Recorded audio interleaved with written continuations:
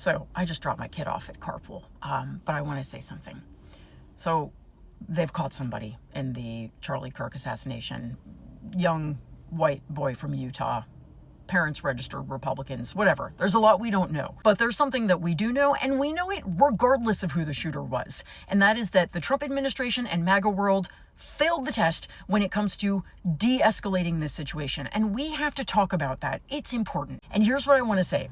I was reading a post this morning by G. Elliott Morris, who writes about polling, and he does very in-depth and very careful polling. He's very scientific. It's great piece. And one of the things he was writing about this morning is about how there's been some polling about, do Americans, support political violence? And it's very shallow polling that found that like 30% of Americans on either side support political violence.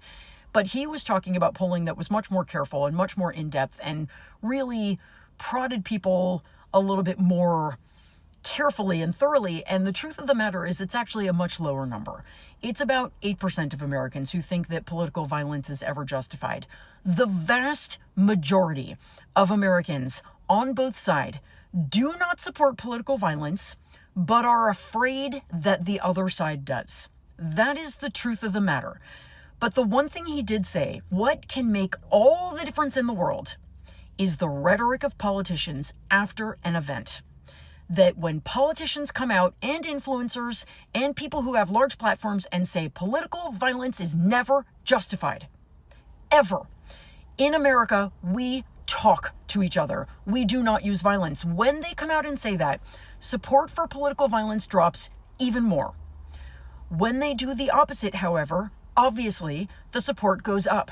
And so what I think the biggest takeaway from this is, so far, is that the vast majority of Americans do not want political violence, that politicians, influencers, celebrities, everybody, after an event like this, have a massive responsibility to come out and say, political violence is despicable, it is never okay no matter who is the victim of it, and that the Trump administration, MAGA, failed that test.